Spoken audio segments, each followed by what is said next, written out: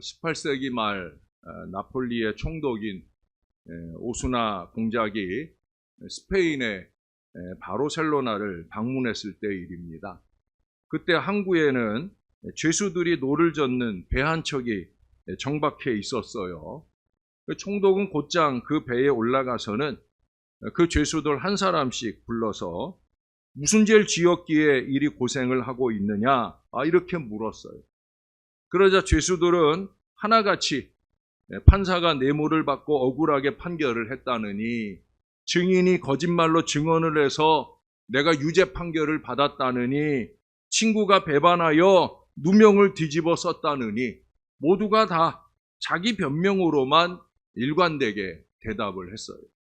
그런데 맨 마지막으로 나와서 말하는 죄수는 달랐습니다. 총독님, 저는 벌을 받을 죄를 짓고 왔습니다. 저는 돈이 필요해서 남의 지갑을 훔쳤어요. 그렇게 죄를 지었으므로 이리 고생하는 건 이건 너무나 당연한 일입니다. 라고 말하더라는 거예요. 자신의 죄를 솔직히 고백한 이 정직한 죄수의 말에 감동을 받은 총독은 간수에게 이렇게 말했습니다. 이 사람은 정말 본인이 인정하는 바대로 죄인이 맞는군. 여기에는 죄를 지은 사람은 단 한 사람도 없다는데, 이 죄인이 여기에 함께 있는 것은 다른 사람들에게 나쁜 영향을 끼칠 수 있으니까 이 죄수를 얼른 밖으로 내보내거라 라고 말했다는 거예요. 자신이 저지른 죄를 정직하게 말한 죄수는 그렇게 특사를 받고 자유의 몸이 되어서 그 뒤로 남을 위해서 열심히 살았다고 합니다. 여러분, 회개가 이렇게 중요한 거예요. 예? 무엇이 정말 억울한 줄을 모르는 그런 죄인들이 많은 것 같아요. 아니, 사실은 억울한 게 아니기도 합니다. 자기가 잘못한 것에 대한 그 죄값을 받는 거니까. 그러나 그것이 이 땅에서여야지 우리의 생애가 마치는 마지막 순간일 때에는, 그때는 후회해도 그때는 늦게 되는 거죠. 그때가 오기 전에 정신을 바짝 차려야 된다는 거예요. 배터리에 지장을 주는데도 불구하고 블랙박스를 밤새 차에 켜놓는 경우가 많이 있어요. 제 차는 밤에 블랙박스가 꺼지도록, 왜냐면 우리 교회 주차장에 주차가 돼 있으니까 이게 밤에 누가 이렇게 상하게 해도 어차피 교인들 차니까 그거 물어달라고 그러겠어요. 그러니까 배터리 안정을 위해서 그냥 밤에는 꺼지도록 설정을 해놓았어요. 근데 대부분 다 그렇지 않거든요. 혹시라도 누군가 내 차에 손상을 입히고 나 몰라라 하는 억울한 일을 당했을 때 증거로 삼기 위해서, 그래서 이 블랙박스를 계속해서 온을 해둡니다. 물건의 상해를 입는 것에 대해서는 우리가 이렇게 준비를 하는데 불구하고 그보다 더 중요한 것, 우리의 신앙을 공격하고 하나님의 뜻대로 사는 것을 막아서는 그 악에 대하여, 사탄에 대해서는 과연 우리가 얼마나 준비하고 살아가느냐 하는 거예요. 교인들 보면은 전혀 안 하고 사는 것 같아요. 결국 그 악에 대하여 방비하고 산다는 건 뭐예요? 말씀과 기도를 집중하면서 신령하게 살아가는 건데 그 노력이 없다라는 거예요. 그러나 정작 우리를 비난하는 소리를 들으면 어떨 때는 말문이 막힐 때가 있죠. 게다가 우리는 다 죄인이라 그 죄가 생각나서 대응을 못할 때도 있을 수 있어요. 여러분, 이럴 때 우리를 위해 이야기해 주실 분은 바로 성령님이셔요. 말하는 분은 우리가 아니란 말이죠. 우리 안에 성령님이셔요. 자기 변명 넘치는 불신앙이 아니라 성령 하나님께서 변호해 주실 참신앙을 살아야 된다는 거예요. 특히 마지막 때 하나님 앞에서 아닙니다. 이 사람은 아닙니다. 우리 예수님이 변호해 주시고 성령님이 변호해 주시는 그런 참신앙, 신실한 신앙을 잘 살 수 있어야 되는 거예요. 잘 아시는 대로 요한복음 14장부터 우리 예수님이 제자들에게 긴 고별 설교를 하셔요. 이제 곧 십자가에 달리시기 직전인지라 상황은 편안하지 않습니다. 마지막 떠나는 마당에 전하시는 말씀이기에 비장하기까지 하셔요. 이후의 일들을 알려야 할 필요가 있으셨어요. 자신이 아버지께로 돌아가셔야 할 것을 말씀하시고 그 이후의 일에 대하여 알려주시는 말씀들이 쭉 이어집니다. 예수님의 눈에도 슬퍼하는 그 제자들이 하나 가득입니다. 그 제자들과 3년을 동고동락하며 지내오셨기에 척하면 척 아니겠어요? 네? 3년 동안이면 척하면 척이에요. 10년을 목회한 저도 척하면 척입니다. 예? 그러나 여러분, 떠나는 것이 오히려 이 제자들에게 유익하다고 말씀을 하셔요. 그 이유가 뭐냐? 뒤에 오실 성령님이 제자들에게 보다 큰 힘이 될 것이다 라고 말씀을 하셔요. 이렇게 예수님은 다시 한번 하나님을 위해서 또 공동체의 유익을 위해서 스스로를 겸손하게 제한하셔요. 그게 신앙이거든요. 그게 예수님이 보여주신 신앙의 모본이에요. 하나님의 영광을 위해 또 공동체의 유익을 위해 자기를 제한하고 감춰버리는 바로 그것이 신앙인 거예요. 여기 15장 후반부는 성령님에 대한 소개를 합니다.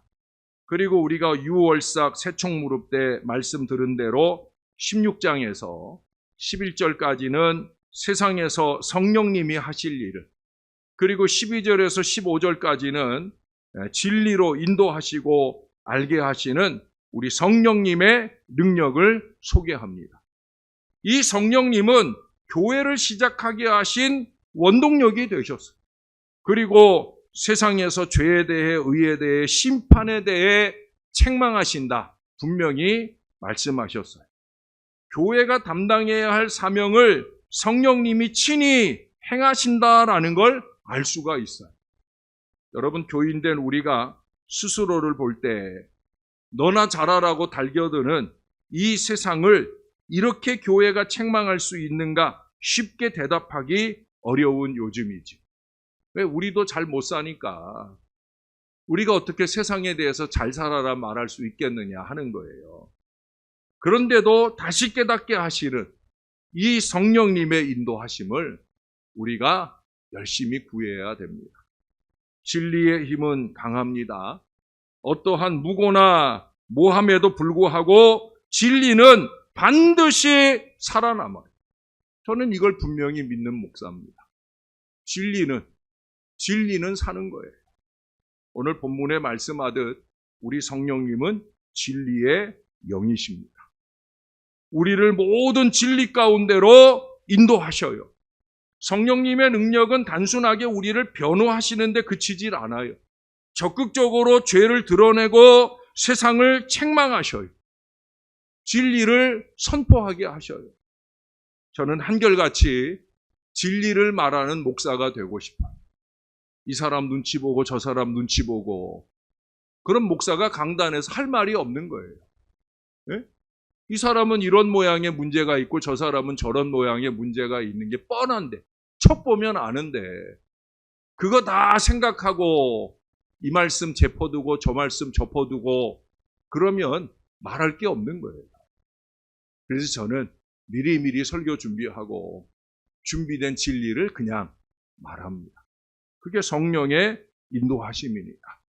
여러분, 오늘 본문 26절은 이렇게 시작하잖아요. 내가 아버지께로부터 너희에게 보낼.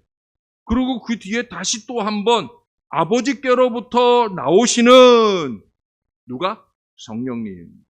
이 성령님이 삼위일체 가운데 어디에서 발원하시는가 그것에 대한 근거로 삼을 수 있는 아주 중요한 구절입니다. 아버지 하나님께로부터 오신다는 거예요. 그러나 예수님의 관심은 여기에 있질 않아요. 예? 신학적인 논의와 별개로 이 본문은 삼위 안에서의 그 구도에 크게 관심을 갖지 않는 것으로 보여진다는 거예요. 예수님은 오로지 이 성령님이 제자들에게, 우리들에게 미칠 영향과 그로 인해 이 세상이 어떻게 바뀔 수 있는 것인가 라는 말에 집중을 하고 계셔요. 그래서 진리의 성령, 진리의 성령이시라고 말씀하는 거예요. 여러분, 그 앞에 이미 14장 26절을 한번 가보십시다. 14장 26절에도 보면 보혜사 곧 아버지께서 내 이름으로 보내실 성령, 그가 너희에게 모든 것을 가르치고 내가 너희에게 말한 모든 것을 생각나게 하리라. 14장 26절과 15장 26절이 세트예요. 같은 말씀을 약간 다르게 표현을 하고 계셔요. 제자들을 위해, 우리들을 위해 우리에게 가장 중요한 사역, 모든 것을 가르치시고 모든 것을 생각나게 하시는 바로 그 일을 성령께서 해주신다는 거예요. 그래서 성령 충만해야 되는 거예요. 말씀 사역하는 목사는 물론이고 성령이 역동하시는 이 말씀의 자리, 말씀을 받는 여러분들도 성령 충만해야 되는 거예요. 여러분, 이게 얼마나 다행스럽고 감사한 일입니까? 제가 설교 준비에 두려움을 갖지 않는 이유가 이것입니다.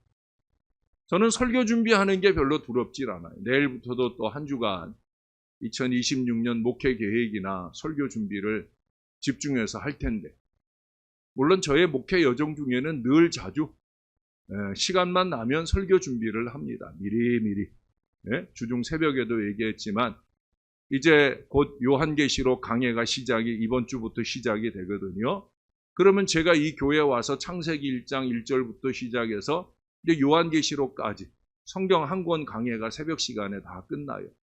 중간에 특세도 있고 이렇기 때문에 10년 넘게 11년째 이 강해 말씀을 전하고 있는데, 그래서 저는 요즘에 설교 준비를 틈틈이 하고 있는 게 뭐냐면 창세기 다시 보기, 그럼 벌써 준비 다 끝났고요. 출애굽기 다시 보기, 이 부분을 중간 이상 준비하고 있어요. 앞으로도 계속 시간 날 때마다 그렇게 출애굽기 다시 보기, 레위기 다시 보기, 민수기 다시 보기, 또 다시 지금까지는 모든 성경을 빠짐없이 읽는 강해를 했지만 다시 보기는 뜨문뜨문 하나님이 감동하시는 특별한 말씀들을 준비하는 그런 여정을 지나게 될 거예요. 이렇게 설교 준비하는 게 저는 하나도 어렵진 않아요. 아는 것도 별로 없고 가진 것도 별로 없고 세상 말로 학벌이 좀 부족해도, 사실은 제가 그렇게 많이 부족한 사람은 아니거든요. 제가 박사학위는 공부하다 말았지만 제가 그래도 석사학위를 2개나 갖고 있으니까 그 석사학위 하나를 박사학위 할 만큼의 시간을 투자해서 했으니까 그래도 배울 만큼 학벌은 있지만 그래도 부족하다 여겨집니다. 그러나 성령께서 가르쳐주지 않으면 그 학벌이라는 게 아무 의미가 없는 거예요. 학벌 좋은 교수님들 설교 잘하나? 아니에요. 너무 졸려. 제 설교도 졸리지 않은 건 아니실 테지만 그래도 학벌이 말씀을 준비하는 게 아니에요. 다 성령께서 가르쳐 주시고 생각나게 하시고 적게 하시는 거예요. 그래서 어떤 때는 이 성경 한 권만 펼쳐두고도 설교 준비가 술술 됩니다. 저는 정말 그런 체험들을 많이 했었고 지금도 하고 있어요. 그래서 성령님이 함께 하시면 여러분 하나님의 말씀이 잘 깨달아지는 거예요. 성령님이 함께 하시면 할 수 있는 일이 도대체 뭘까? 물론 우리가 알지 못하는 크고 놀라운 신기한 일을 많이 할 수도 있겠지만은 오늘 본문은 특별히 예수님에 대해서 증언을 할 수 있다, 그렇게 말씀하셔요. 여기 26절 하반절에서도 진리의 성령이 증언하실 것이다 라고 말씀하셨고요. 그 다음 27절에서도 제자들이 성령님을 받은 이후에 할 수 있는 일도 뭐냐? 증언하느니라 말씀하고 있어요. 예수님과 함께 있었기 때문만이 아니라 성령께서 생각나게 하시기 때문이라는 거예요. 같은 맥락에서 사도행전 1장 8절도 오직 성령이 임하시면 권능을 받고 어떻게 된다 그랬어요? 증인이 될 것이라고 말씀했어요. 성령님과 동행하면 주님을 전하는 것이 잘 됩니다. 성령님을 우리 가운데 모시게 되면 어떠한 상황 가운데서도 우리는 세상을 삼위일체 되신 하나님께 소개하고 연결하는 일을 잘 하게 될 수 있다는 거예요. 캄보디아 선교 여정을 앞두고도 그 여정에 함께하는 분들이 기도로 준비되고 성령으로 준비돼야 되는 이유가 바로 여기에 있어요. 네? 성령 충만하면 말씀을 기대해야 합니다. 여러분 잘 아시는 대로 말씀이 육신이 되어 우리 가운데 오신 예수님. 예수님은 말씀이셨어요. 그런데 그 말씀이 우리 곁을 떠나시고 나면 다시 성령, 네? 진리를 증언하시는 성령, 말씀을 허락하신다는 거예요. 성령님은 말씀이 되셔서 우리를 대신에 증언해 주실 것입니다. 전도가 어렵다고 투덜거리지 마시고 성령 충만을 사모해야 됩니다. 선교할 마음, 선교 후원할 마음이 부족한 것은 왜 그러느냐? 성령 충만하지 않아서 그래요. 성령 충만하면 자꾸 전도하고 선교하고 싶어지는 거예요. 선교하는 일을 강력하게 후원할 마음이 생기는 게 찔끔이 아니라 온 정성을 다해서 땀과 눈물과 물질로 이 선교의 일에 힘쓸 마음이 생기는 거예요. 성령 충만한 증거가 되는 거죠, 증거가. 예? 그럼 증언할 대상도 만나게 하시고 만날 때 힘있게 증언할 말씀도 넣어주시는 거예요. 오직 성령이 임하시면 바로 유일무이한 방법은 바로 이겁니다. 오직 성령이 임하시면. 목회자라고 해서 특별히 아니에요. 목회자건 평신도건 다 마찬가지. 사도행전을 보세요.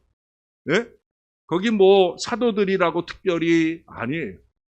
평신도 집사들도 보면은 스데반이나 빌립이나 얼마나 대단한 전도와 선교 역사를 이룹니까? 그 근거가 뭐예요? 성령 충만이에요. 성령과 믿음, 성령과 지혜가 충만한 하나님의 일꾼들이기에 그들은 힘있는 증거자들이 되는 걸 보게 됩니다.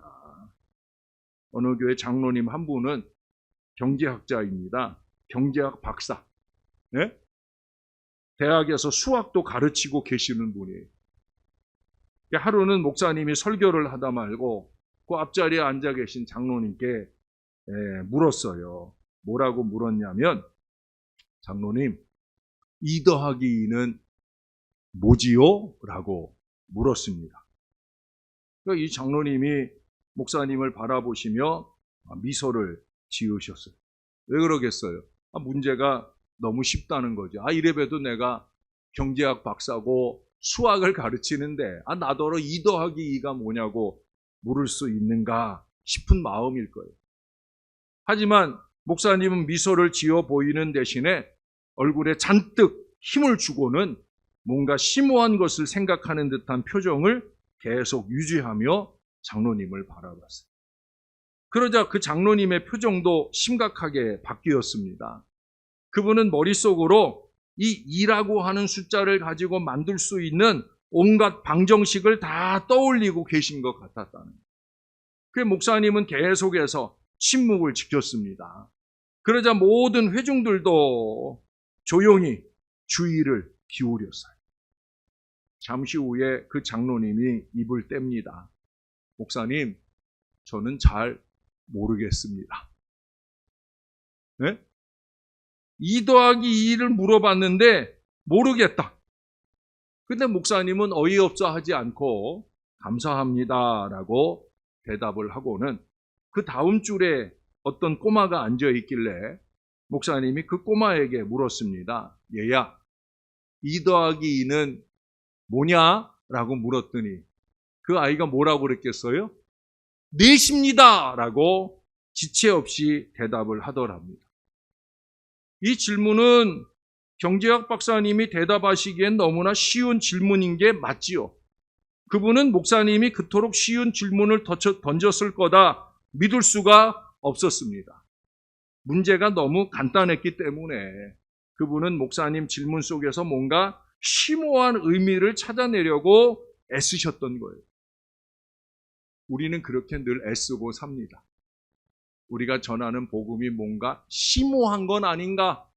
그래서 자신 없는 마음가짐으로 고민할 때가 많다는 거예요. 여러분, 복음은 그렇지 않아요.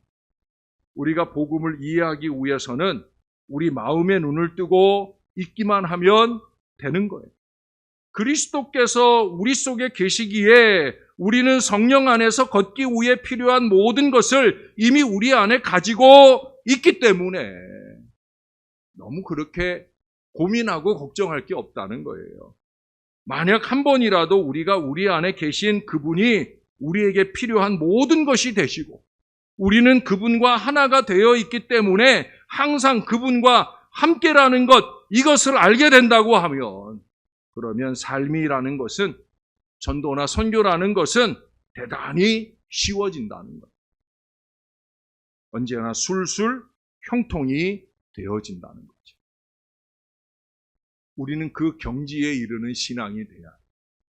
근데 그 경지가 아주 높고 뭔가 아니란 말이에요. 아니란 말. 네? 초대교회 무식쟁이 어부들이 마가의 다락방에 모여 간절히 하나님 앞에 예수님 말씀 의지하고 믿음의 기도를 드릴 때, 그럴 때 그 성령의 충만한 은혜의 경지에 이르게 되어지잖아요. 사랑하는 여러분, 이 성령의 은혜에 눈 활짝 뜨시는 주님의 자녀들 되시기를 주님의 이름으로 축원합니다. 이 본문 앞에서 세상이 믿는 사람들을 미워하고 그 원인은 죄 때문인 것이 지적이 되어집니다. 세상이 여전히 예수님을 거부할 때 예수님의 제자들 역시 세상의 미움을 살 것입니다. 네. 진리를 말하는 사람, 복음을 말하는 사람이 미움을 받는 이유는 그 복음이 자기의 죄를, 그 진리가 자기의 죄를 깨닫게 하기 때문에. 죄 많은 인생들이 비방하기도 좋아하고 비판하기도 좋아하고 부정하기도 좋아하는 거예요. 죄 때문입니다. 예수님이 말씀하셔요. 여러분, 박해를 받을 것이고 제자들의 억울함은 배가 될 것인 게 너무나 당연한 거예요. 왜? 죄가 만연한 세상이니까. 세상에서만 아니라 교회 안에서조차 죄 많은 인생들이 설쳐되는 그런 공동체이니까. 여러분, 이런 상황에서 성령님은 적극적으로 죄에 대해서 증언을 하셔요. 죄를 멀리하게 하셔야 되니까. 철저한 순종 그리스도인이 되게 하셔야 되니까. 그래서 16장 8절에 말하는 거예요. 죄에 대하여, 의에 대하여, 세상에 대하여 책망하신다. 심판에 대하여 책망하신다. 말씀하는 거예요. 순종은 거룩함의 길입니다. 순종 자체는 거룩함이 아닙니다. 그러나 하나님의 뜻을 받아들이고 우리가 그것을 행하고자 할 때 하나님은 성령님을 통해서 자신과 자신의 그 거룩하심을 전달해 주셔요.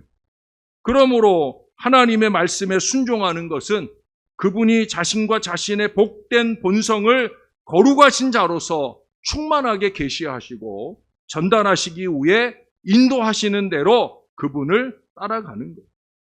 순종은 하나님의 뜻을 아는 게 아닙니다. 순종은 그것을 인정하는 것도 아니고 그것을 행하려고 마음 먹는 것도 아니에요. 순종은 뭐냐? 오직 하나님의 뜻을 그냥 행하는 거예요. 네? 이런저런 토를 달고 이유를 달고 핑계를 달고, 네. 그건 무덤으로 가는 비결입니다. 사랑하는 여러분, 그리스도 안에서 거룩해야 합니다. 어떻게 거룩할 수 있는가? 그리스도께서 보여주셨잖아요. 그리스도는 순종하심으로써, 즉 하나님의 뜻을 행하심으로써 자신을 거룩하게 하셨음을 보여줍니다. 그리고 그분이 행하신 그 뜻 안에서 우리도 거룩하게 되었습니다. 하나님의 뜻이 그리스도로 말미암아 이루어졌다는 사실을 받아들이고 그 예수를 받아들일 때 우리는 거룩하게 되는 거예요. 그리고 하나님의 뜻이 나로 말미암아 이루어질 것이라는 이 사실을 받아들일 때 우리는 거룩하게 되어집니다. 왜? 나는 그 순간 그리스도 안에 있으니까. 우리가 그리스도 밖에 있으니까 자꾸 불순종을 찾아가는 거지. 그리스도 안에 있으면, 그리스도의 말씀이 우리 안에 있으면 우리는 순종을 통해 하나님이 맺고자 하는 열매를 많이 맺어간다고 이 15장 앞부분에 말씀하고 있잖아요. 그러므로 나는 순종의 모든 행위를 통해 그리스도와 생생한 교제를 나누고 그리스도의 생명의 능력을 내 속으로 끌어들입니다. 순종은 하나님의 음성을 듣는 데 있어요. 하나님의 뜻을 다 알고 있다고 생각해서는 안 돼요. 오직 성령님의 내면적인 가르침을 구하고 기다려야 됩니다. 하나님의 뜻이 아닌 불순종의 죄를 멀리하게 하시고 철저한 순종의 거룩한 길을 가게 해주신다는 거예요. 그러므로 불순종이 습관이 되어 살면서 죄 가운데 있음을 알지 못하고 그래서 회개도 못하고 그저 하느님 신용기도나 풍월기도에 그 무기력 속에 살고 있는 이유는 성령 충만하지 못하고 성령의 지도하심에 민감하지 못해서 그런 거예요. 성령 충만으로 우리 하나님의 뜻을 깨닫고 그 하나님의 뜻에 순종하면서 거룩해지는 저와 여러분이 되어야 된다는 거예요. 여러분 오늘 본문을 보면 성령님을 허락하신 분은 예수님이셔요. 물론 이런 성령님과 동행한다고 해도 모든 세상의 박해와 비난에서 벗어날 수 있는 건 아닙니다. 그러나 한 가지 분명한 것은 성령님을 품고 사는 사람을 배척하는 사람은 바로 예수님을 미워하는 것이나 마찬가지라는 사실이에요. 다메섹 도상에서 이미 바울은 그걸 알았잖아요. 네? 성령의 사람들을 배척하는 게 예수님이 사울에게 나타나서 뭐라고 그랬어요? 네? 나는 네가 핍박하는 예수다. 사울은 예수를 핍박해 본 적이 없고 예수 믿는 사도들을 핍박했는데 근데 예수님이 네가 핍박하는 예수라고 말하잖아요. 반대로 성령이가 동행하는 우리 제자들은 세상이 반대할 때마다 예수님의 사역을 거듭거듭 체험하게 되어지고 우리 하나님 앞에 서게 되는 좋은 효과가 있게 되어지는 거예요. 우리가 주중에 본 요한 3서 말씀처럼 영혼이 잘되고 그 육신도 강건해지면서 범사에 형통하는 미래를 살 수 있게 되어진다는 거예요. 여러분 성령 충만이라는 것은 교회 안에서의 용어만이 아니에요. 성령 충만은 신앙에서만 필요한 게 아니라 세상의 삶에서도 필요하잖아요. 네? 프랑스의 지하철 입구에서 서투른 바이올린을 켜면서 국어를 해서 살아가는 한 소년이 있었습니다. 이 소년은 초등학교도 제대로 다니지 못했고 14살까지 신발 한 켤레 변변히 신어본 일이 없을 만큼 아주 가난했지만 그러나 예수님에 대한 사랑과 믿음은 그 어느 누구보다도 풍성한 아이였어요. 그는 학교 공부는 못했지만 하나님의 말씀을 열심히 배웠고 그것을 통해서 성령의 인도하심을 받는 방법을 깨닫게 되었어요. 그는 하나님을 온전히 의뢰하는 가운데 성령님의 인도하심을 받아서 이제 나이가 들어 장성해서 사업을 시작하는데 그 사업에 큰 성공을 이루게 되면서 위대한 사업가로 인정받고 존경받게 되어집니다. 이게 뭐 어설프게 돈 몇 푼 번 그런 사업가를 말하는 게 아니에요. 네? 하나님의 은혜 안에서 존경받는 사업가의 반열에 서게 되었다는 거예요. 그는 새로운 사업에 투자하여 한 번도 실패한 적이 없고 새로 계획한 일이 이루어지지 않은 적이 없었다는 거예요. 그래서 어떤 사람이 그에게 사업이 날로 번창하는 비결을 물었겠죠. 때로는 사업을 하다 보면 불경기를 만나기도 하고 또 어려운 순간이 왜 많이 없겠습니까? 근데 그러지 않은 비결이 도대체 뭐냐? 그때 그는 이렇게 대답을 했어요. 우리 집에는 기도실이 따로 마련되어 있는데 나는 중대한 투자를 할 때마다 그 기도실에 들어가 금식 기도를 하고 말씀을 보면서 우리 하나님께서 들려주시는 음성에 귀를 기울였습니다. 그리고 하나님의 성령께서 내 마음의 경험이나 이성을 초월한 어떤 확신이나 불길 같은 소원을 통해 말씀해 주시면 저는 그 말씀대로 행했습니다.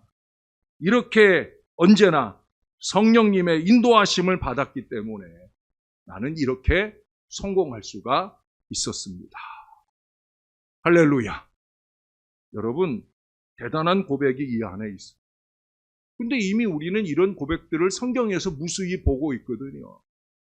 우리 지난 주간 중에도 우리가 읽은 그 역사서들 속에 가장 많은 분량을 차지하고 등장하는 인물이 누구예요?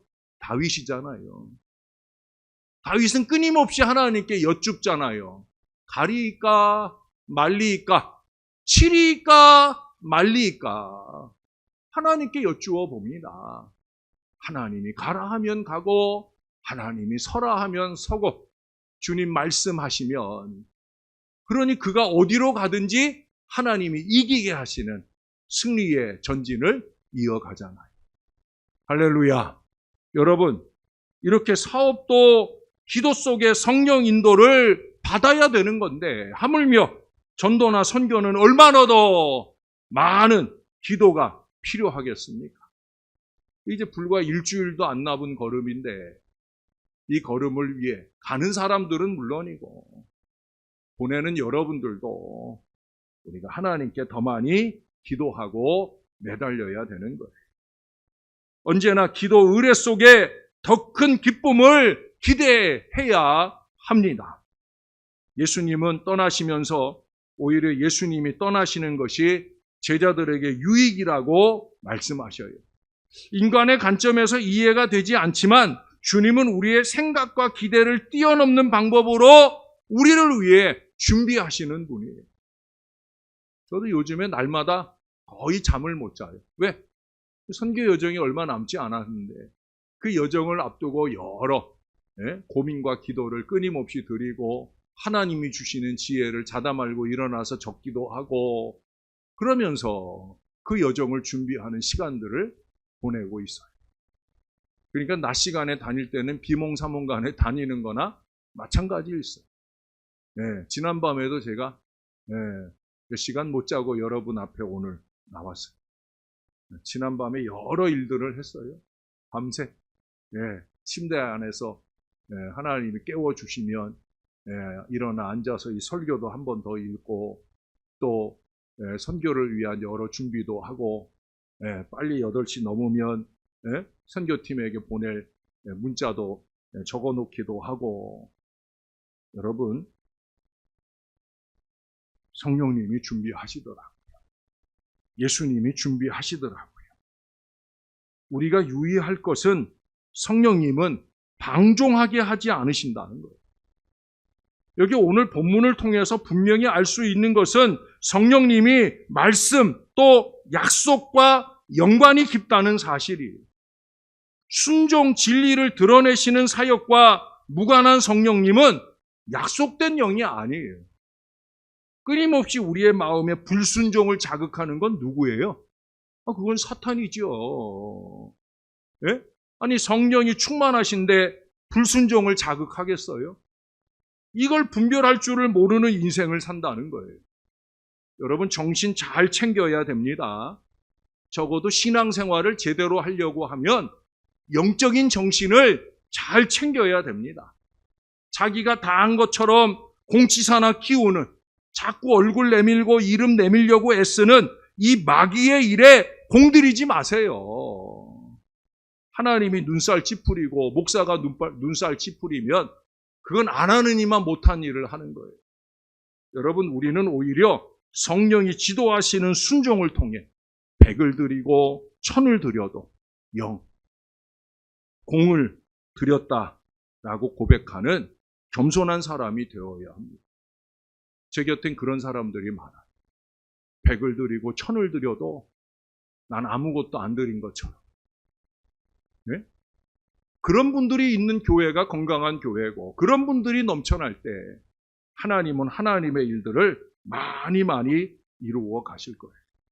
우리는 그렇게 모든 영광 하나님께 다 드렸다 하는, 그걸 누가 증언해요? 성령이 증언하시죠.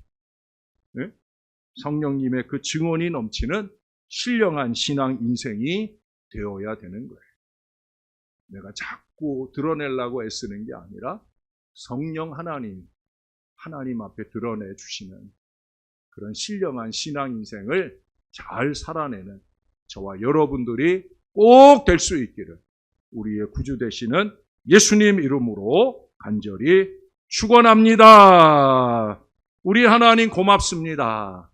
성령 하나님의 깨닫게 해주시는 은혜로 이 말씀을 준비하고 성령 하나님이 교통해 주시는 복된 은혜로 통하여 이 말씀을 피차에 교통하는 이 복된 시간을 가졌습니다. 우리 하나님 사랑하는 이 주의 백성들이 마귀나 사탄으로 충만한 불순종의 인생이 아니라 성령으로 충만한, 그래서 하나님의 영광을 드러내고 죽어져가는 영혼을 구원하는 일에 아름답게 쓰임받는 하나님의 사람, 성령 충만한 사람들 될 수 있도록 은혜를 베풀어 주시옵소서. 성령 충만하여 전도도 선교도 아버지 뜻대로 잘 이루게 하시되 100을 드리고 1000을 드려도 나는 아무 공 없습니다라고 공으로 살아가는 하나님 사람들 될 수 있게 우리를 도와 주시옵소서. 우리 하나님 성령 충만한 강림주의를 주셔서 감사합니다. 예수님 이름으로 기도합니다. 아멘.